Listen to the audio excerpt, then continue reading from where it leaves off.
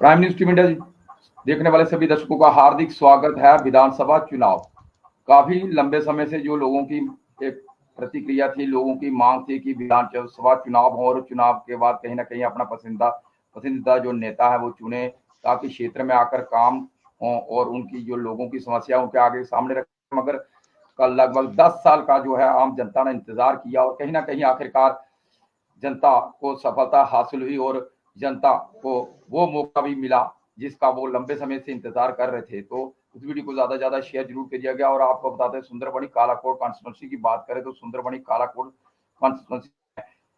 काफी जो प्रत्याशी उन्होंने भाग लिया। भारतीय जनता पार्टी की बात करें, एनसी की बात करें, कांग्रेस की बात करें, पीडीपी जो क्योंकि नेशनल कॉन्फ्रेंस और उसके साथ साथ जो है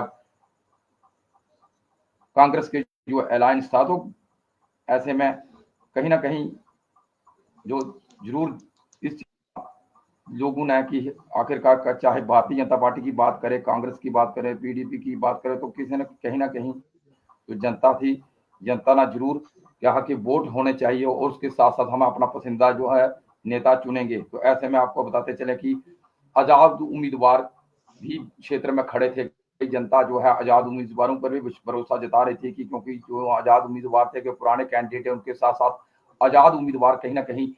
जो है इस क्षेत्र में अहम भूमिका निभा सकते हैं, नए नए फ्यूचर में नए नए जो है योजनाएं ला सकते हैं। तो ऐसे में आपको बताते चले कि कहीं ना कहीं जो आजाद उम्मीदवार थे वो हमारे साथ जो जुड़े थे। तो ऐसे में आपको बताते चले कि कैप्शन आपने जरूर पढ़ लिया होगा कि आजाद उम्मीदवार कैंडिडेट जो हमारे साथ कबीर अहमद किसाना जो है हमारे साथ जुड़े थे। अभी कहीं टेक्निकल फॉल्ट की कारण अभी जुड़ नहीं पा रहे हैं, मगर उनके साथ हम खास बातचीत करेंगे कि किस तरह का वो धन्यवाद करेंगे पब्लिक का। मगर कहीं ना कहीं जो है कबीर अहमद किसाना से जुड़ना जरूर चाहेंगे। कुछ टेक्निकल फॉल्ट है जिसके कारण वो हमें जुड़ नहीं पा रहे, क्योंकि कुछ समय पहले जुड़े थे। तो इससे हम देख रहे थे, उनसे बातचीत करते हैं, मगर कोई टेक्निकल फॉल्ट है, इसके लिए हम आप सबसे माफी चाहेंगे। तो हमारे साथ कबीर अहमद किसाना जो है,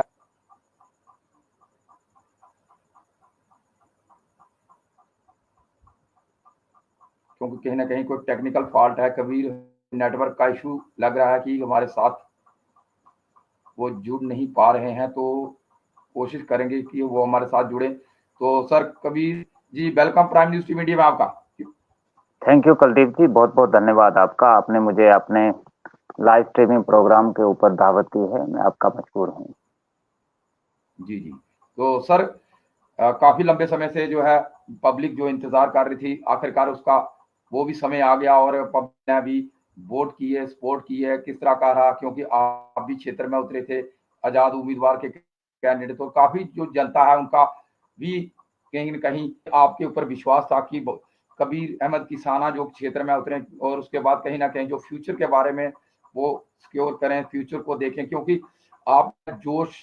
और आपके अंदर जो टैलेंट था वो कहीं ना कहीं आपको पब्लिक में ले आए। क्या कहेंगे सर? कुलदीप जी, सबसे पहले मैं थोड़ा सा इतिहास की तरफ जाऊंगा कि जम्मू कश्मीर के अंदर पिछले 10 साल से जो है विधानसभा के चुनाव नहीं हुए थे, जिसकी वजह से आम जनजीवन जो है, आम जनता जो है परेशान थी, क्योंकि उनके जो निजी मसाइल थे, जो निजी समस्याएं थी, जो ग्रास रूट लेवल से लोगों की समस्याओं का निपटारा होता है, तो उस तरह की प्लेटफॉर्म, उस तरह का लोगों के अपनी चुनी हुई सरकार न होने की वजह से जो है लोगों के अंदर एक उम्मीद थी, एक विश्वास था कि कम से कम जम्मू कश्मीर के अंदर यूटी बनने के बाद भी कोई ऐसा पल आएगा, ऐसा वक्त आएगा, ऐसा समय आएगा कि हम अपने हाथों से जो है यहाँ की लोकल गवर्नमेंट को, यहाँ की निजी गवर्नमेंट को चुन पाए और अपने मसाइल का हल जो है हम करवा पाए, यहाँ के अपने प्रतिनिधि को चुन करके भेजें, ताकि एक सामान्य व्यक्ति या जो कॉन्स्टिट्यूएंसी के आखिरी पैदान पे रहता है उसकी भी सुनवाई हो सके। तो ये वो पल आखिरकार आ गया। जम्मू कश्मीर के अंदर दूसरे चरण के चुनाव जो है कल ही 25 सितंबर को समाप्त हुए और लोगों ने अपने मतदान करके ये सुनिश्चित किया कि आने वाले 8 तारीख को जो है जब निताई सामने आएंगे, परिणाम सामने आएंगे, तो तब लोगों को एक विश्वास पैदा होगा कि एक युवा को भी विश्वास पैदा होगा कि मैंने आज अपने हाथ से अपने मतदान करके जो है अपने नेता को चुना है। सर, आप जब क्षेत्र में आए तो आपको किस तरह का एक आपके अंदर के एक अनुभव आया कि क्षेत्र में काम नहीं हो रहा है? क्योंकि इससे पहले भी आपने देखा है कि काम की स्थिति को देखें या डेवलपमेंट की स्थिति को देखें, तो क्या आप जनता के सपोर्ट से आए हैं या आपने कुछ देखा कि ये ठीक नहीं हो रहा है जिसकी वजह से आपको इस क्षेत्र में आना पड़ा? कुलदीप जी, मैं जितने भी इस लाइव स्ट्रीम प्रोग्राम को जो लोग देख रहे हैं, वो चाहे कालाकोट और सुंदरबनी के वोटर्स हो, आम जनता हो, या जहां जहां भी हमें लोग इस समय आपके चैनल से जुड़े हुए लोग हैं, उन सभी लोगों को मैं बताना चाहूंगा कि मैं ये इतिहास का पहला क्षण होगा कि किसी कॉन्स्टिट्यूएंसी का आखिरी पायदान पे एंडिंग पर्सन जो है और एक निम्न से भी निम्न वर्ग का एक व्यक्ति जो है आज विधानसभा इलेक्शन के अंदर इंडिपेंडेंटली और सेल्फ डिसीजन लेकर के उतरा है। कबीर अहमद कसाना एक वाहिद कैंडिडेट, एक वाहिद व्यक्ति होगा जिसने स्वयं अपने एक सिंगल पर्सन ने ये डिसीजन लिया, ये फैसला लिया कि 70 साल से एक मां जो भारत के आखिरी पायदान पे आखिरी दरवाजे के अंदर रहती है या एक तरपाल के नीचे रहती है, तो जब मुझे ये एक दर्द, एक पीड़ा जब महसूस हुई कि 70 साल और 80 साल तक अगर उस मां को उसका हक, हकूक, उसके अधिकार नहीं मिले हैं, आई मीन टू से कि उसको बेसिक फैसिलिटीज जो गवर्नमेंट ऑफ इंडिया जो कॉन्स्टिट्यूशन ऑफ इंडिया देता है, लेकिन आज भी उस तक नहीं पहुंची हैं, तो ये दर्द और ये उस मां की पीड़ा ने आज कबीर अहमद कसाना को इस जनता के अदालत में लाया ताकि एक गरीब परिवार का, एक गरीब मां बाप का बेटा जो है आज उन गरीब लोगों के हक और हकूक की सुनवाई कर सके। क्योंकि मैं आपको बताना चाहूंगा कि मैं उस मां के दर्द को कैसे भूल जाऊं जो आज पिछले 40 साल से एक तारपोलिन के नीचे रहती है, जो इंडिपेंडेंट है, जिसका अल्लाह के सिवाय उसका है ही कोई नहीं है, और जो एक माँ ऐसी भी है जिसकी एक बच्ची है, उसके सिवा उसका दुनिया में कोई नहीं है, जिसकी आज तक पेंशन नहीं है, जिसके आज भी बीपीएल तक नहीं है, इवन के जनरल राशन कार्ड के अंदर, सर्वे के अंदर जिसका नाम नहीं हो, तो आज कबीर अहमद कसाना नहीं, कुलदीप जैसे लोगों को भी जागना होगा। और वो मां जो अपने बच्चे को एपीजे अब्दुल कलाम तो बनाना चाहती है या प्राइम मिनिस्टर ऑफ इंडिया 21 सदी का तो बनाना चाहती है, लेकिन उसके पास वो अधिकार, वो फैसिलिटी, वो सुविधाएं नहीं है जिससे वो देश में अपने बच्चे को उस प्लेटफॉर्म पे ला करके देश में उसका कंट्रीब्यूशन तो चाहती है, लेकिन पिछले 70 साल से वो अपने अधिकारों से वंचित है। इसलिए कबीर अहमद कसाना को इंडिपेंडेंटली एक वर्ड अपने बल के ऊपर जो है ये इलेक्शन लड़ना पड़ा और सेल्फ डिसीजन लिया। मैंने किसी भी परिवार के या कि समाज के किसी एक व्यक्ति से मैंने नहीं पूछा है, ये मेरा निजी फैसला है। सर, आप भी क्षेत्र में उतरे हैं, आपने देखा कि अगर एक इंडिपेंडेंट कैंडिडेट थे तो आपके सामने बहुत बड़ी पार्टियां थी, जैसे भारतीय जनता पार्टी, एनसी, उसके साथ पीडी और उसके बाद जिन्हें एनसी और कांग्रेस का अलायंस था, तो बहुत सी पार्टियां थी। तो कहा चुनौती आपके लिए, बड़ी चुनौती है आपके लिए, तो क्या आपको लगा नहीं कहीं एक ऐसा लगा कि जितनी बड़ी पार्टियां हैं तो क्या जनता मुझे क्योंकि मैं एक नया चेहरा हूं और ये पार्टियां पुरानी हैं, तो क्या जनता मुझे सपोर्ट करेगी? तो क्या आपको एक पल के लिए लगा नहीं ऐसा? कुलदीप जी, बड़ा अच्छा प्रश्न किया आपने कि आपका जो ये ऐतिहासिक सफर रहा है, इसमें क्या अनुभव किया आपने, आपके सामने कितनी बड़ी चुनौतियां रही हैं। तो मैं जितनी भी जनता हमारे साथ जुड़ी हुई है उन सभी लोगों को बताना चाहता हूं कि जम्मू कश्मीर के अंदर राष्ट्रीय पार्टियां हों या यहाँ की हम रीजनल पार्टियां कहें, तो ये बहुत बड़े राजनीतिक दल थे जो पिछले 70 साल से जिन्होंने सत्ता भी भोगी है और जो पिछले लंबे समय से जो है अपना पॉलिटिकल बैकग्राउंड लेकर के ये लोग आ रहे हैं। जहां तक ये भी है कि कुछ लोग जो है 50 साल के खानदानी सियासत से भी लोग यहाँ हमारे इस प्लेटफॉर्म के ऊपर रहे हैं। लेकिन जहां रहा कि मेरा अनुभव कैसा रहा या पब्लिक एक्सेप्टेंस कैसा रहा है, तो कुलदीप जी आपके लाइव ब्रॉडकास्टिंग इस सेशन के माध्यम से मैं ये बताना चाहूंगा कि जम्मू कश्मीर या मैं सुंदरबनी और कालाकोट की बात करूं तो आम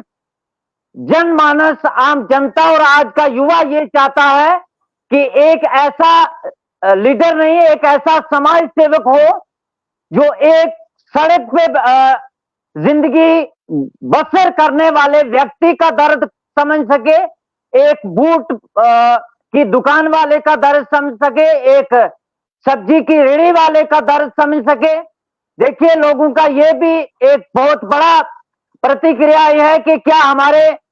मतदान की, हमारे वोट की कीमत सिर्फ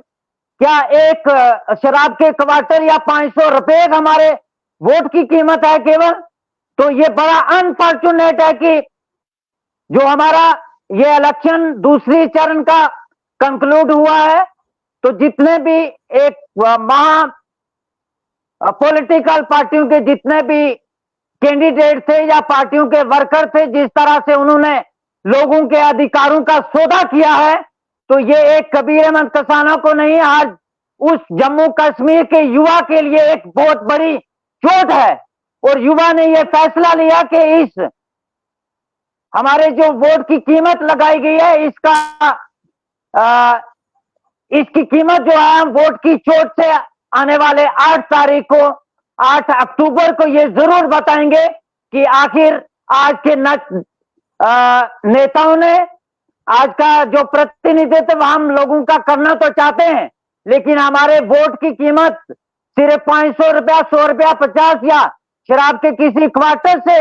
हमारे वोट की कीमत तय करते हैं। तो ये अनफॉर्चुनेट है कि सदी का भारत है। आज का युवा चाहता है कि एक गरीब, एक ऑटो चालक जो है आज वो समाज का सेवक बने, समाज का प्रतिनिधित्व करे। आज इस मंशा से जो है आज युवा जो है वो आगे बढ़ने की कोशिश कर रहा है, मैं बताना चाहता हूं। सर, आपने भी देखा है, आप हर एक क्षेत्र में घूमे हैं, तो सर क्या आपने अपने इस जितना भी जो है ये सेशन रहा है, इस सेशन के दौरान क्या आप हर एक गांव तक पहुंच पाए, हर एक उस नुक्कड़ तक पहुंच पाए हैं जहां तक आपका वोट है, आपका सपोर्ट है? सर कुलदीप जी, मैं आपने जो 20 दिन का जो पॉलिटिकल कैरियर है, मैं उसके रिगार्डिंग आपको बताना चाहूंगा कि मुझे राजनीति के अंदर केवल 20 दिन हुए हैं और सोशल एक्टिविज्म का मेरा 15 साल का इतिहास रहा है। लेकिन 20 दिनों के अंदर सड्डा से लेकर के, सुंदरबनी चौक से लेकर के, मथियानी से लेकर के केसरगाला तक या बल्ली तक, मैं कहूं इतनी बहुत बड़ी कॉन्स्टिट्यूएंसी है, लेकिन एक इंडिपेंडेंट कैंडिडेट और वाहिद अल्लाह के सिवा जिसका कोई ना हो, जिसके पास केवल 2 PSO हो, एक गवर्नमेंट ऑफ इंडिया की तरफ से अटैचमेंट गाड़ी हो, उसके सिवाय जिसके पास एक कोड़ी ना हो, तो वो आदमी भी अगर सरियाट के गलान तक अगर जा सकता है, अगर वो सुंदरबनी के अपने युवा के बीच में जाकर के बैठ सकता है, अगर वो सियालसुई, उसके बाद पनार, उसके बाद मनवा बरवाड़ी, उसके बाद त्रेडू डग्गल लाल तक अगर वो हर उस मां के पास उसका दर्द समझ सकता है, तो आने वाले वक्त में जनता जरूर तय करेगी कि क्या इससे पहले जो पिछले 70 साल से खानदानी राज करने वाले लोगों को आज सत्ता में बिठाना होगा, या एक सामान्य वर्ग या निम्न वर्ग से जो सड़क से व्यक्ति उठ करके एक गरीब और BPL परिवार से लोगों का दर्द समझने की कोशिश करना चाहता है, या एक समाज सेवक बनना चाहता है, ये लोगों को तय करना होगा। और मेरा जिस तरह का 20 दिन का ये ऐतिहासिक सफर रहा है, उसमें मैंने कोशिश की है कि हर व्यक्ति तक अगर नहीं पहुंच पाया, लेकिन कॉन्स्टिट्यूएंसी के हर सेक्टर तक, हर गली नुक्कड़ तक मैंने पहुंचने की कोशिश की है। बदकिस्मती है कि मेरे साथ उस अल्लाह के सिवाय तो और कोई नहीं था।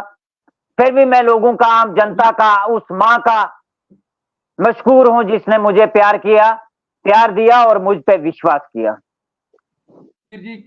क्या आपको लगता है कि जो आप सभी जितने भी कैंडिडेट इस क्षेत्र में थे, क्या इनको पर्याप्त समय क्या मिल पाया? जो चुनाव आयोग ने जो समय तय किया था, मगर उससे पहले थोड़ा समय क्या और मिलना चाहिए था, ताकि आप भी पूरी तरह अपने कॉन्स्टिट्यूएंसी के अंदर घूम सकते, आप उनसे रूबरू हो सकते, उनकी दर्द देख सकते, उनकी समस्या सुन सकते। क्या आपको लगता था कि आपको थोड़ा सा, आप जितने भी कैंडिडेट इन सभी को थोड़ा सा और समय चाहिए होना चाहिए था, ताकि सभी जगह पहुंच सके और हर एक व्यक्ति तक अपनी आवाज पहुंचा सके? कुलदीप जी, यहाँ पे दो पक्ष को लेकर के मैं बात करूंगा। सबसे पहले कि इलेक्शन कमीशन ऑफ इंडिया ने जो शेड्यूल तय किया था, इलेक्शन शेड्यूल, उसमें सबसे बड़ी समस्या हमारे साथ ये रही कि इंडिपेंडेंट कैंडिडेट को जो है सिंबल अलॉटमेंट बड़ी देरी से हुए, जिस वजह से हमें पर्याप्त समय नहीं मिल पाया। उसके बाद में व्यक्तिगत अपनी परिस्थितियों के रिगार्डिंग बात करूंगा कि मैंने पिछले 70 साल से जिस तरह से एक आम नागरिक, एक आम इंसान जिस तरह से पीड़ित था, जिस तरह से विक्टिम था, उस आदमी की परिस्थितियों को, उसके हालात को और अपने पिछले 70 साल के विक्टिज्म को देख करके मैंने ये इंडिपेंडेंट और ऑन द स्पॉट फैसला लिया, जिसके कारण मैं प्रिपेयर्ड नहीं था पूरी तरह से आम जनता के बीच में। पिछले 10 साल से, पिछले 20 साल से जनता के बीच में नहीं था। मैंने ये इमीडिएट फैसला लिया क्योंकि मेरे पास सिर्फ और सिर्फ इस पॉलिटिकल एक्सरसाइज के अलावा मेरे पास कोई रास्ता नहीं बचा था जिससे मैं अपने साथ इंसाफ करूं, या कालाकोट और सुंदरबनी के आखिरी पैदान पे जो व्यक्ति रहता है, जिसके पास सिवाय एक तरपालीन के बगैर या एक रोड या फुटपाथ के बगैर जिसके पास कोई नहीं है, तो उसके हक और हकूक की और अधिकारों की लड़ाई लड़ने के लिए मेरे पास इस पॉलिटिकल प्लेटफॉर्म के सिवाय और कुछ नहीं था। इसलिए मैंने इंडिविजुअली, इंडिपेंडेंट और ऑन द स्पॉट फैसला लिया, जिस वजह से मुझे भी अपनी तरफ से वक्त नहीं मिला और इलेक्शन कमीशन की तरफ से भी जो है एक बहुत सीमित वक्त हमें मिला था। एक क्वेश्चन और हम करना चाहेंगे। आपने भी देखा, 2014 से लेकर 2024 10 साल का पीरियड, 10 साल में हर एक जो है व्यक्ति चाहता था कि चुनाव हो और हम अपना चुनिंदा जो है नेता चुने। क्या विकास के क्षेत्र में भी आप देखते हैं कि आपके एरिया में आप भी हर एक जगह कितना क्षेत्र में विकास हुआ है? क्या कुछ वहां की परिस्थितियां, आप कुछ जानकारी बताएंगे हमारे व्यूअर्स को? देखो कुलदीप जी, आपने प्रश्न ये किया कि 10 साल के समय के बीच में किस तरह के विकास हुए, कितनी तरक्की हो पाई है लोगों की, खासकर ग्रामीण क्षेत्र की कितनी तरक्की हो पाई है। तो मैं आपको बताना चाहूंगा, इट इज वेरी अनफॉर्चुनेट के एक निम्न वर्ग से कबीर अहमद किसाना जैसे आम युवा, एक जैसे पंजाब के अंदर एक ऑटो चालक जो है, आज वो लोगों का प्रतिनिधित्व करता है, वो समाज का सेवक अगर बना है, तो इस तरह से जम्मू कश्मीर के अंदर भी अगर इस तरह के ग्रामीण क्षेत्र से और आखिरी पैदान से अगर युवा आज इस राजनीतिक प्लेटफॉर्म पे होता, लोगों की नुमाइंदगी करता, लोगों के दर्द को समझता, तो जाहिर सी बात है कि पिछले 10 सालों के अंदर आज जम्मू कश्मीर का ग्रामीण क्षेत्र भी आज जो है समाज सिटी बना होता। लेकिन यही कुछ कारण है, मैं आपको 2-3 कारण बताना चाहूंगा जिस वजह से पिछले 10 सालों का बीच का जो अंतराल रहा है, जिसमें लोग जो है काफी हद तक जो है पिछड़ चुके हैं। जो 50 साल का गैप हमारा रह चुका है, 10 सालों का गैप जो है मैं 50 साल के साथ कंपेयर करूंगा, क्योंकि पिछले 10 सालों से जिस तरह से पॉलिटिकल डिस्क्रिमिनेशन हुआ है लोगों के साथ।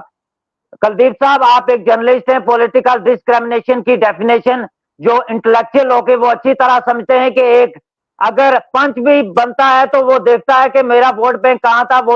वोट रेशो कहाँ थी, तो उन लोगों को एक प्रेफरेंस दिया जाता है। लेकिन सामान्य जनता जो वो बाहर में जाए, इस तरह का जो हालात और परिस्थितियां जब हमने देखी, तो आज मेरे जैसा हर युवा चाहता है कि उस गरीब की नुमाइंदगी की जाए जिसका अल्लाह के सिवा कोई नहीं है। दूसरी मैं बताना चाहूंगा कि जब तक यहाँ लोग खुद जो है एक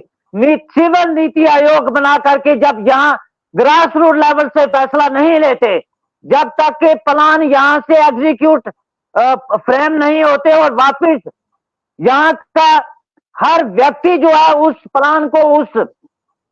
प्रोजेक्ट को ग्राउंड के ऊपर एग्जीक्यूट करने में अपना कंट्रीब्यूशन नहीं निभाता है, तब तक मुझे नहीं लगता कि भारत के आखिरी पैदान में और ग्रामीण क्षेत्र भी वो स्मार्ट सिटी बने, मुझे नहीं लगता है। कबीर जी किस तरह रहा, क्योंकि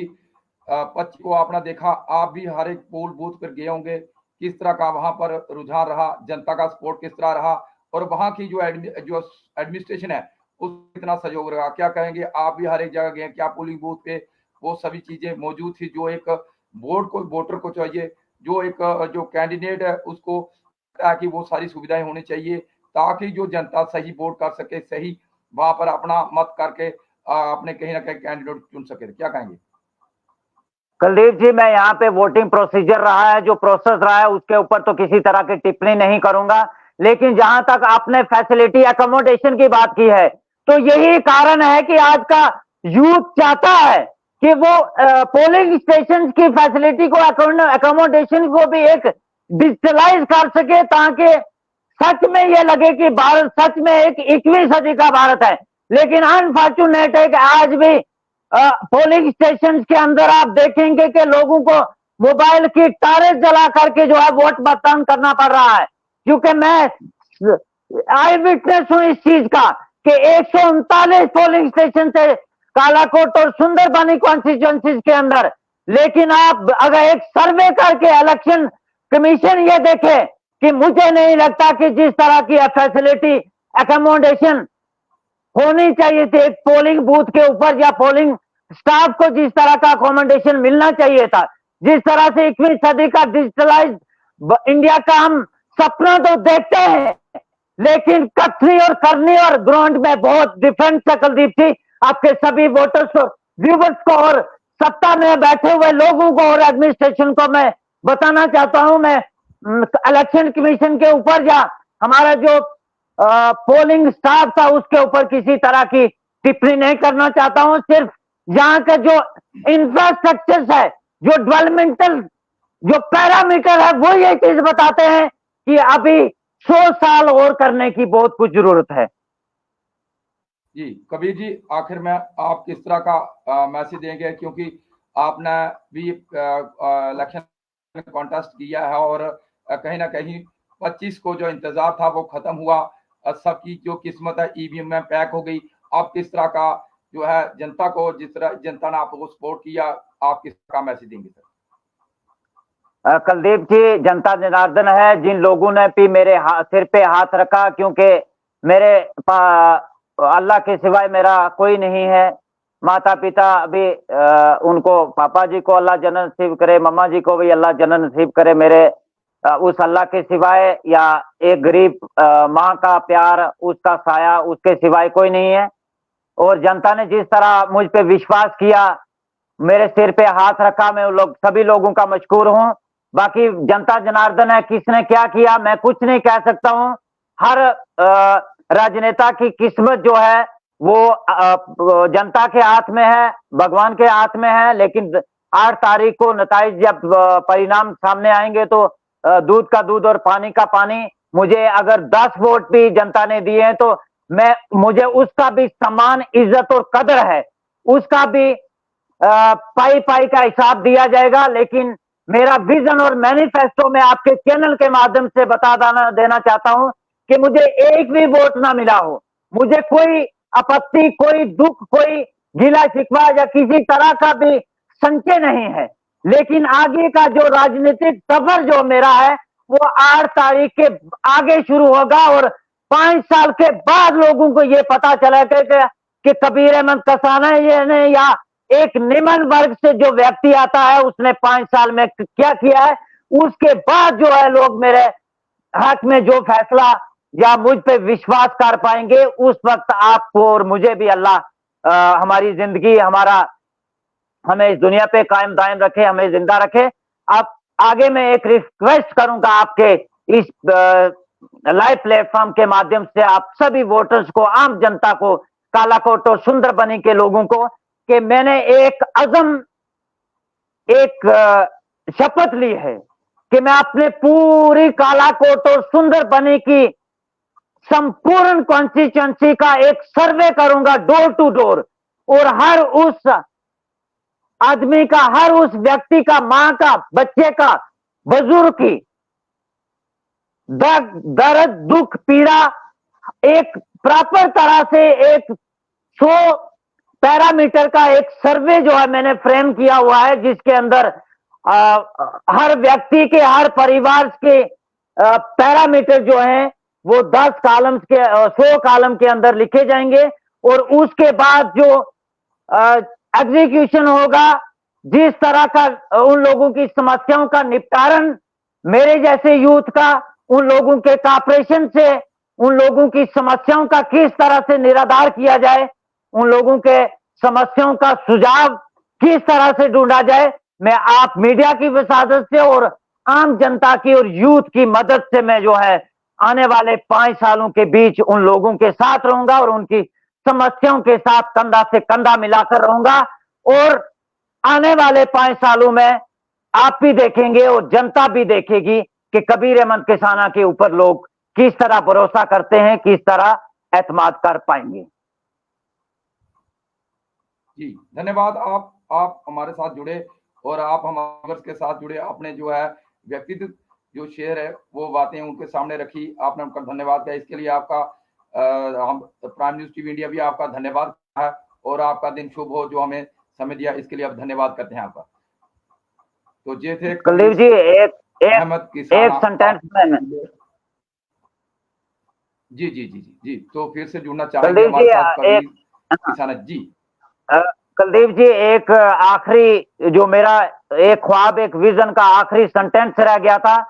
कि कालाकोट और सुंदरबनी के जितने भी वोटर्स हैं, जितने भी जनता है, जितने भी परिवार हैं, उन लोगों को मैं आश्वस्त कर दूं, यहां से एक मैसेज दे दूं, एक आश्वासन जरूर देना चाहूंगा कि जितने भी 72 के 72 डिपार्टमेंट से जम्मू कश्मीर या पूरे भारत के अंदर उनका एक तलाश सर्वे कबीर अहमद कसाना जरूर करवाएगा, जिससे ये ऑब्जर्व करेगा कि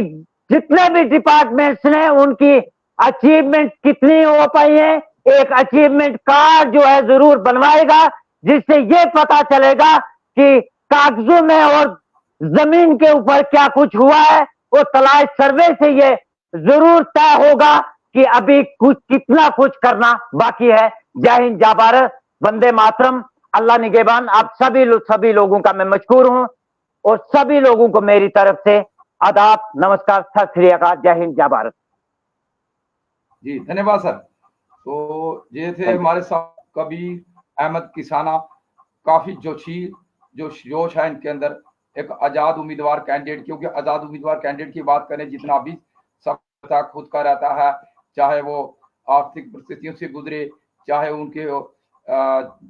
जितने भी सपोर्ट है वो कितनी रही, आप भी जानते हैं कि इंडिपेंडेंट कैंडिडेट कितने ही सपोर्ट रहेंगे, ना किसी पार्टी का सपोर्ट रहता है, ना कि फाइनेंशियली भी वो खुद का ही जो होता है वही यूटिलाइज करते हैं, क्योंकि उनके पास कोई भी सपोर्ट नहीं। तो ऐसे में कहीं ना कहीं जोश उनके अंदर देखने वाला है। मगर आपको बताते चले, उन्होंने कहीं ना कहीं एक इनिशिएटिव भी लिया कि आज की बात नहीं करेंगे, इसके बाद भी वो क्षेत्र में रहेंगे, चाहे वो जीत कर आते हैं, चाहे वो उनको जनता जो है उनको नकारती है। मगर कहीं ना कहीं जो कबीर अहमद किसाना के अंदर जो जोश है, उनकी जो है लोगों के प्रति जो प्यार है, उन्होंने हमारे साथ साझा किया, और उन लोगों का जितने भी लोगों ने वोट एंड सपोर्ट उनका धन्यवाद किया। देखने वाली बात ये होगी कि अगले 5 में कबीर अहमद किसाना जो है क्षेत्र में लोगों के लिए किस तरह का प्रचार प्रसार करते हैं। वीडियो को ज्यादा शेयर जरूर कीजिएगा। कबीर अहमद किसाना जी ने जो भी अपने विचार रखे, इसके लिए आप कमेंट बॉक्स खाली है, राय जरूर रखें। धन्यवाद।